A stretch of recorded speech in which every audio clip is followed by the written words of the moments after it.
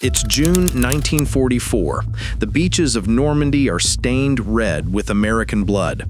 A young U.S. Army interrogator sits across from a captured German officer in a makeshift tent just miles from the front lines.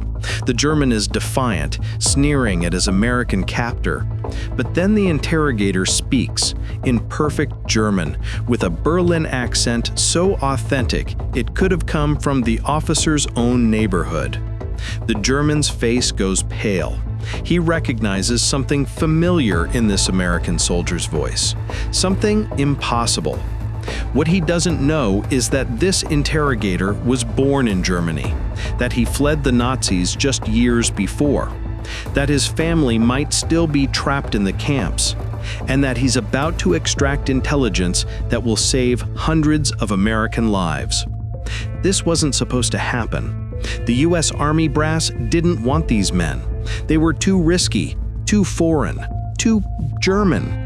But they became one of America's most lethal weapons in World War II, a weapon forged not from steel, but from survival, knowledge, and an unbreakable desire for justice.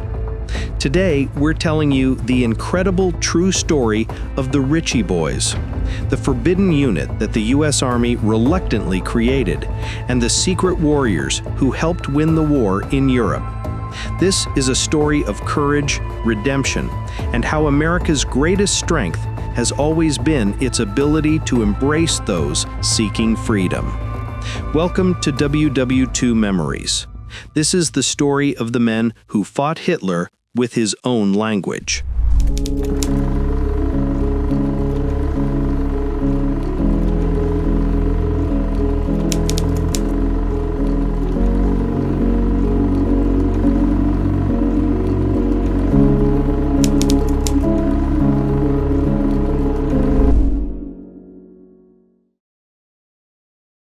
To understand the Ritchie Boys, we need to go back to the 1930s when darkness began to descend over Europe. After Adolf Hitler's rise to power in 1933, Germany transformed from a center of culture and science into a nightmare state. The Nuremberg laws of 1935 stripped Jews of their citizenship. Kristallnacht in 1938 saw synagogues burned and Jewish businesses destroyed. The message was clear. There was no future for Jews in Nazi Germany.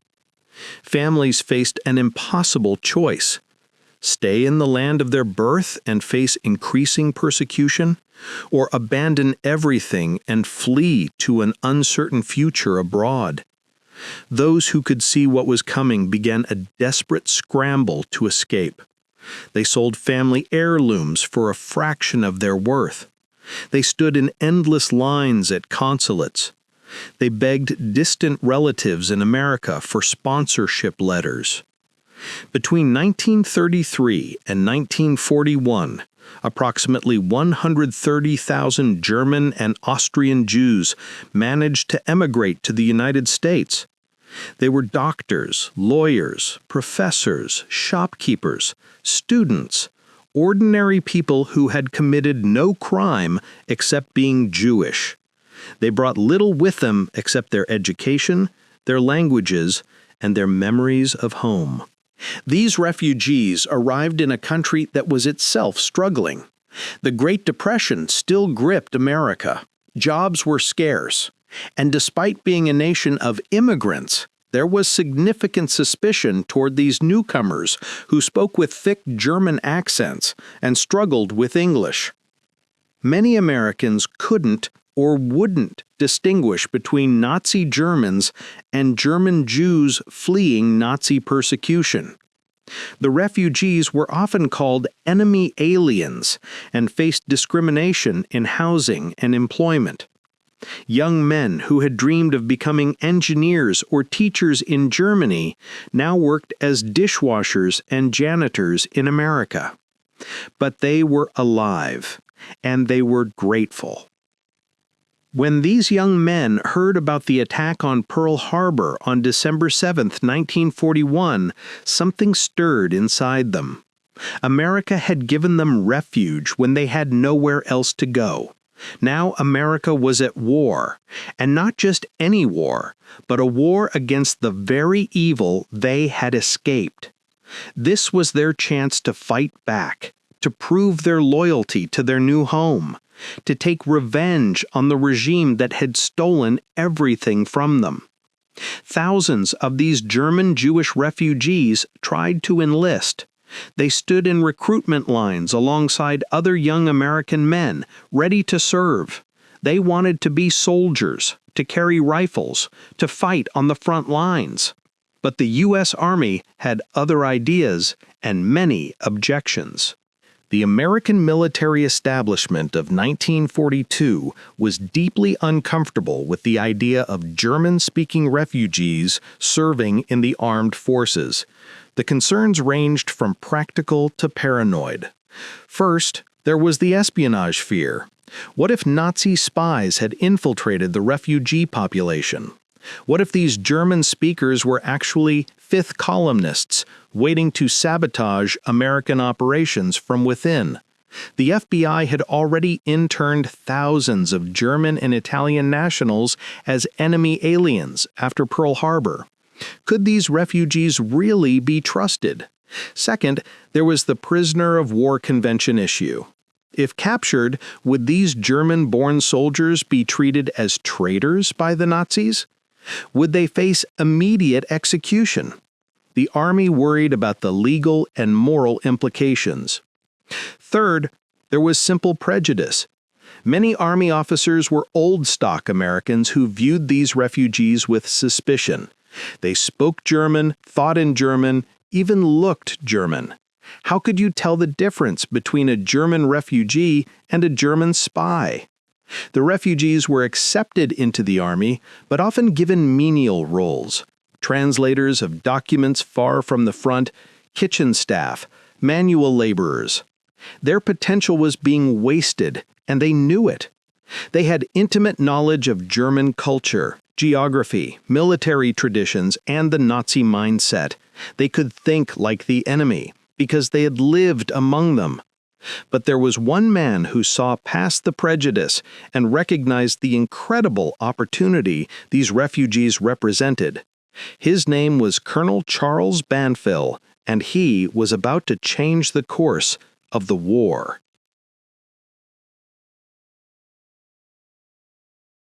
In 1942, the U.S. Army established the Military Intelligence Training Center at Camp Ritchie, Maryland, a remote facility nestled in the Blue Ridge Mountains, about 60 miles northwest of Washington, D.C. The location was deliberately isolated. What would happen here needed to stay secret.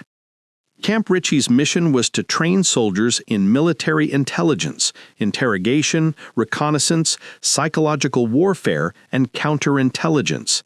These weren't the kind of skills taught at regular boot camps. This was spycraft, mind games, and information warfare. The Army needed soldiers who could think like the enemy, predict their movements, and extract their secrets. Colonel Banfill and other forward-thinking officers realized something crucial. Who better to think like Germans than actual Germans? Despite resistance from traditionalists in the military establishment, the decision was made to actively recruit these German Jewish refugees for intelligence training. The Army began quietly approaching young men in refugee communities, testing their language skills and evaluating their potential. The response was overwhelming. These men were eager to prove themselves, to contribute meaningfully to the defeat of Nazism. By 1943, Camp Ritchie was training thousands of soldiers, and nearly 60% of them were German or Austrian-born refugees. They would come to be known as the Ritchie Boys. The training at Camp Ritchie was unlike anything else in the American military. These soldiers weren't learning to charge beaches or man artillery.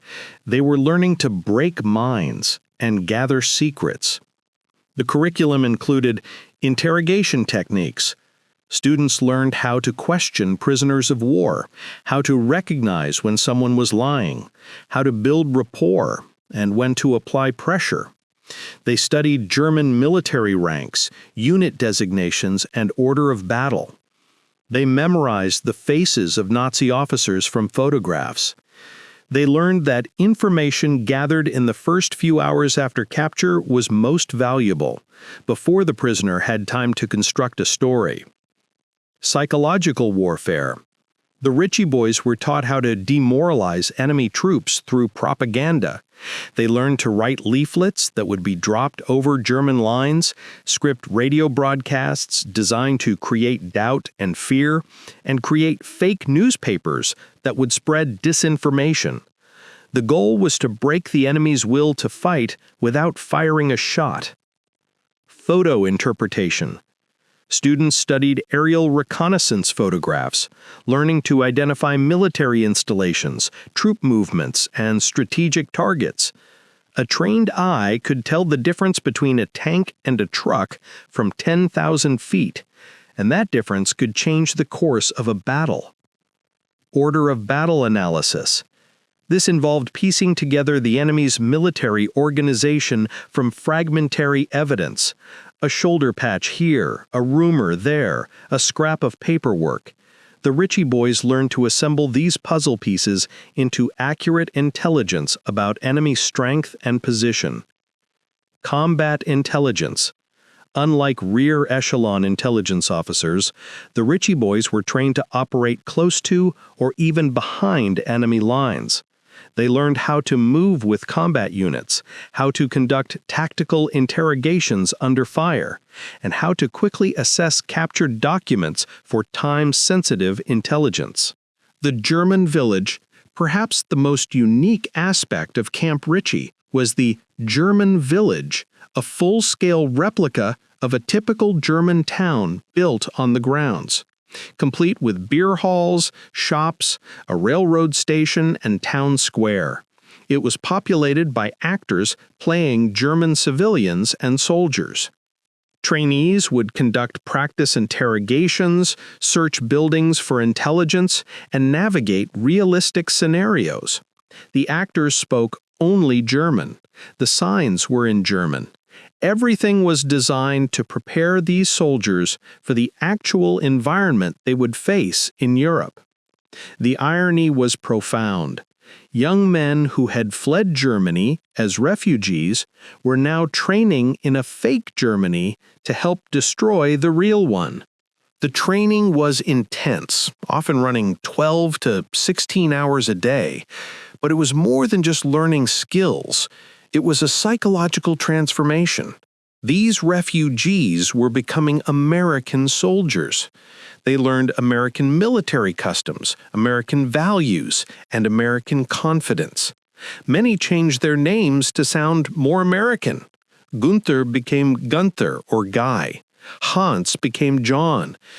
They didn't want to deny their heritage, but they wanted to fit in, to be accepted as Americans.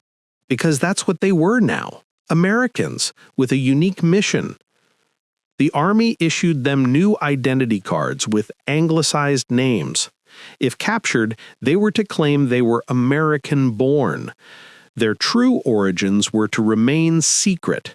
This wasn't just to protect them, it was to protect the entire intelligence operation. If the Nazis realized how many German-speaking interrogators the Americans had, they would change their security procedures. By early 1944, the first waves of Ritchie Boys were graduating and receiving their orders. They were being sent to Europe, back to the continent they had fled, back to face the people who had driven them out. But this time, they were coming back in American uniforms, with American authority, and with the full might of the American military behind them. They were ready to settle the score.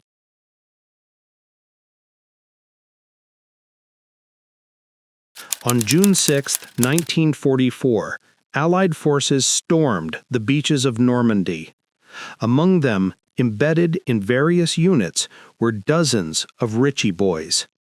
They came ashore not with rifles, but with notebooks, cameras, and German-language interrogation manuals. While the infantry secured the beachhead, the Ritchie Boys went to work. Within hours of the landing, German prisoners were being brought back from the front lines. The Ritchie Boys began immediate tactical interrogations. They needed information fast. Where are the German reserves? What's your unit strength? Where are the minefields? Are there counterattack plans? One Ritchie boy, Stefan Heim, interrogated a captured German officer on D-Day itself. Through skillful questioning, he learned that the Germans believed the Normandy landing was a feint, and that the real invasion would come at Pas de Calais. This confirmed that Allied deception plans had worked. The Germans were holding back crucial armored divisions, waiting for an invasion that would never come. This one piece of intelligence helped explain why the Allies were able to establish their beachhead.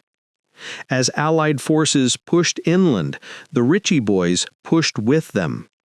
They were attached to frontline units, often operating in the most dangerous areas. They interrogated prisoners in foxholes, examined captured documents while under artillery fire, and broadcast surrender appeals to surrounded German units using mobile loudspeakers. The Ritchie Boys' greatest weapon wasn't violence, it was psychology. They understood German military culture, the Nazi indoctrination system, and the fear that gripped ordinary German soldiers by 1944. They knew how to exploit these factors. One common technique was playing on the prisoners' fear of the Soviet Union. "You can talk to us, or we can send you to the Russians," was often enough to loosen tongues. German soldiers were terrified of being sent east, where they had heard stories of brutal treatment by Soviet forces. Another technique was pretending to know more than they did.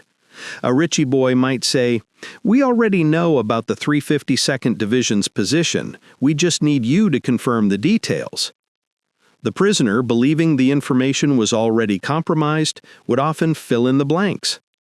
Sometimes it was simply kindness. Offering a cigarette, a cup of coffee, or treating wounds could create a bond. Many German prisoners, exhausted and disillusioned, were almost relieved to be captured by Americans. The Ritchie Boys knew how to leverage that relief into cooperation.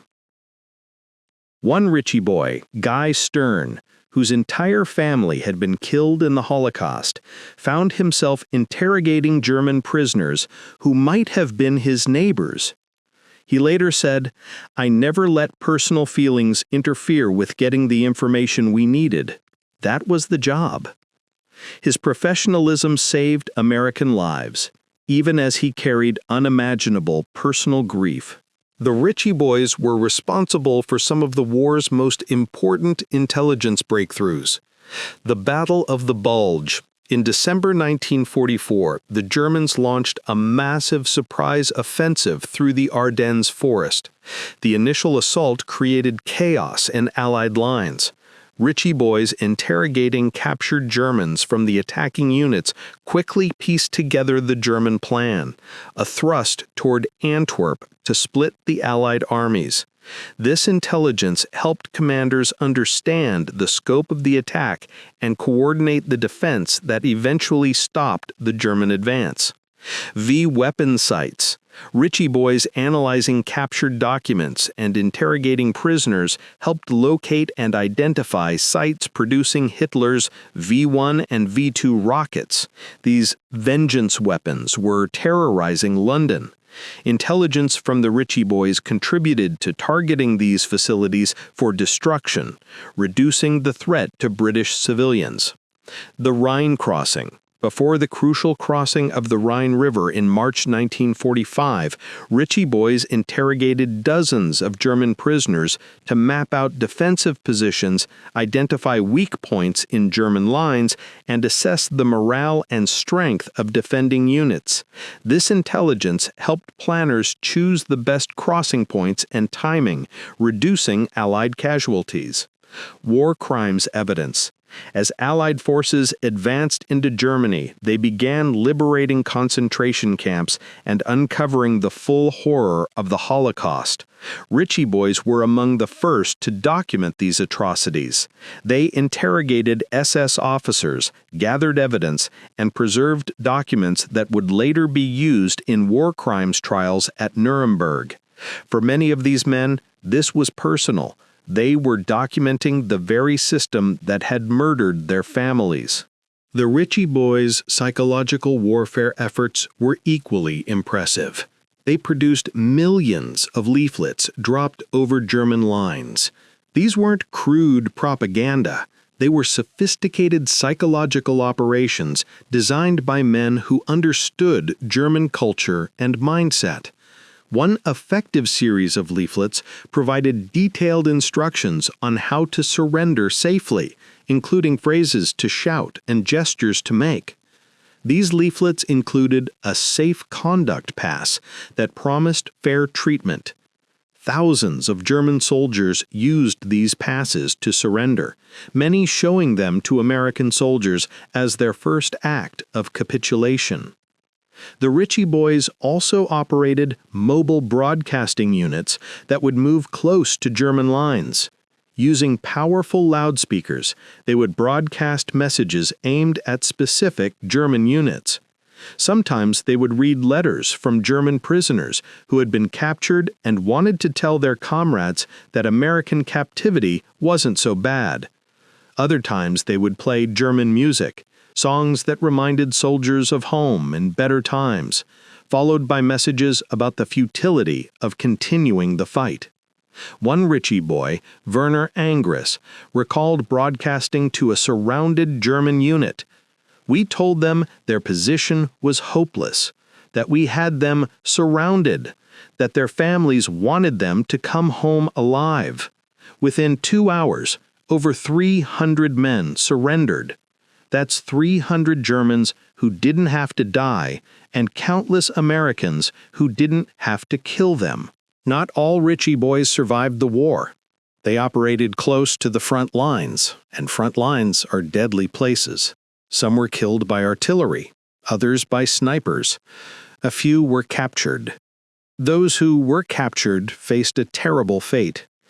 If the Germans discovered they were German-born Jews fighting in American uniforms, the consequences could be execution as traitors.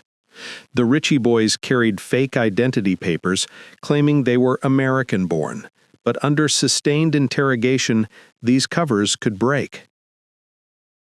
One Ritchie boy, Werner Kleemann, was captured during the Battle of the Bulge. He managed to maintain his American identity during interrogation, claiming his German was learned in school. He spent months in a POW camp, never revealing his true background. His knowledge and training may have saved his life. He knew what his interrogators were looking for and how to deflect their questions. For those who survived, there was another cost: what they witnessed. As Germany collapsed in early 1945, the Ritchie Boys were among the first Americans to see the concentration camps. They saw the gas chambers, the mass graves, the skeletal survivors. Many of them recognized that these victims could have been, probably were, their own relatives. Guy Stern, who lost his entire family in the Holocaust, later said, "We knew what the Nazis were capable of. We had lived under them. But seeing it, seeing what they had actually done, no training prepares you for that."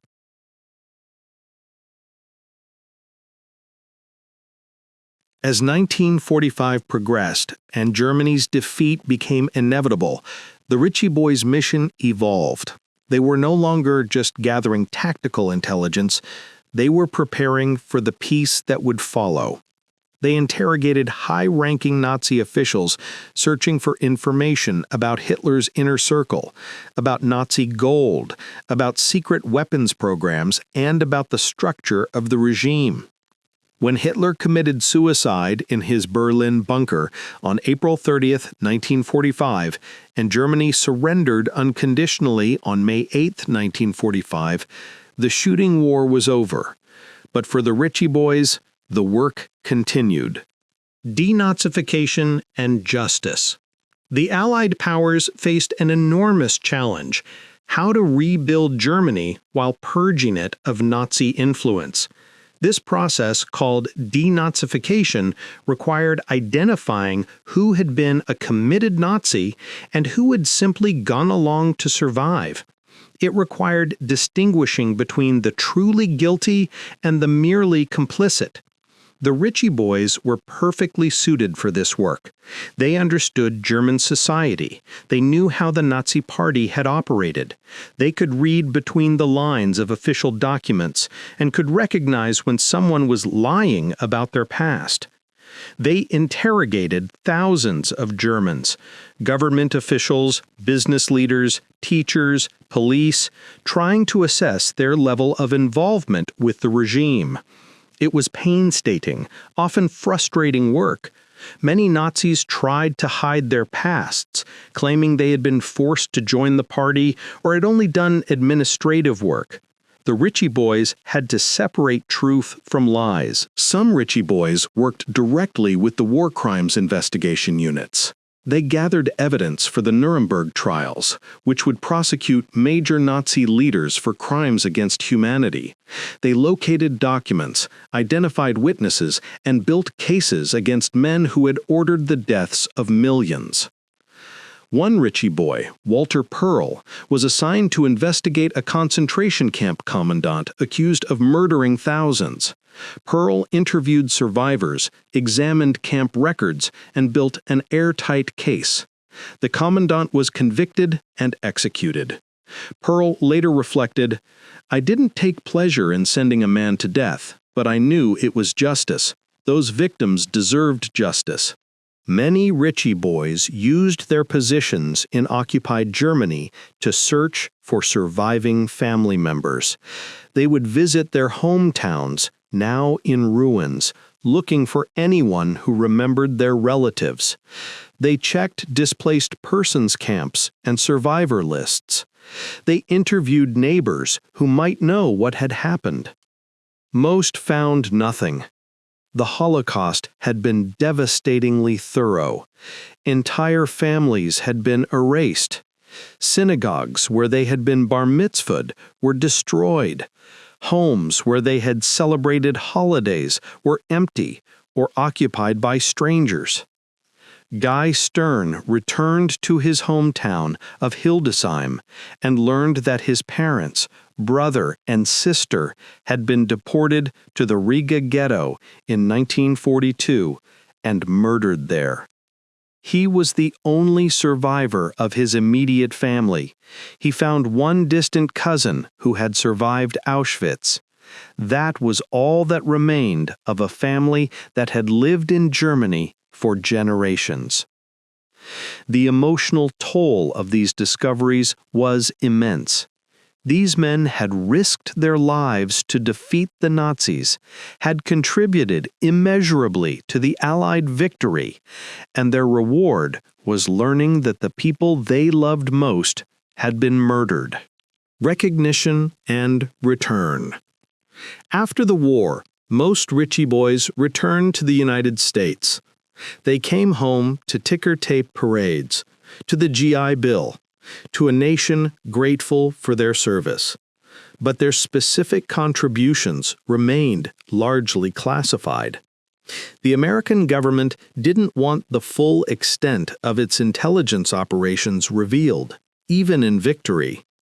For decades, the Ritchie Boys' story was known only within intelligence circles. They couldn't talk openly about what they had done. When asked about their war service, they would often say they had been in intelligence and leave it at that. Their families often didn't know the full story. But they had helped save countless American lives. Intelligence experts have estimated that up to 60% of actionable battlefield intelligence in the European theater came from interrogations and operations conducted by Ritchie Boys. That intelligence shortened the war, prevented ambushes, identified strategic targets, and gave Allied commanders the information they needed to make crucial decisions. General Omar Bradley, commander of U.S. ground forces in Europe, later wrote in his memoirs that intelligence operations, particularly interrogation and psychological warfare, had been invaluable to Allied success. Though he didn't name the Ritchie Boys specifically, their fingerprints were all over the operations he praised. The Lesson of the Ritchie Boys is a uniquely American story. It demonstrates something fundamental about the character of this nation. In the 1930s and early 1940s, America was not universally welcoming to refugees. There was suspicion, prejudice, and fear. Many Americans wanted to keep these German-speaking refugees out, or at least keep them at arm's length. The U.S. Army initially didn't want to fully utilize them, considering them too risky, too foreign. But America's better angels prevailed. Leaders like Colonel Banfield recognized that these refugees weren't security risks, they were secret weapons. Their knowledge, their languages, their motivation made them invaluable. All America had to do was give them a chance and trust them. And the refugees, now Americans, repaid that trust 1,000-fold. They fought with courage and determination. They contributed their unique skills to a cause greater than themselves. They proved that the greatest resource any nation has is the human talent within its borders, regardless of where that talent originated. In total, approximately 20,000 soldiers trained at Camp Ritchie during World War II. Nearly 15,000 served in the European theater. About 2,000 were deployed to the Pacific. While not all were German Jewish refugees, the camp trained soldiers from diverse backgrounds. The German-speaking refugees formed the core of the most effective interrogation and psychological warfare operations against Nazi Germany. Their contribution to Allied victory cannot be overstated. They turned the Nazis' own language, culture, and psychology against them. They proved that knowledge and intelligence could be just as powerful as bombs and bullets. They saved American lives by getting information that prevented ambushes and identified enemy weaknesses. As we close this story, think about those young men standing on the deck of a ship, watching the Statue of Liberty come into view in New York Harbor. They had lost everything: their homes, their possessions, their futures. Many had already lost family members, or would soon learn they had been murdered. They arrived with nothing but hope that America would give them a chance. And America did. And in return, they helped save the world from tyranny. That's the story of the Ritchie Boys. That's the story of America at its best. That's why we remember. This has been WWII Memories. Thank you for watching, and thank you for keeping these stories alive.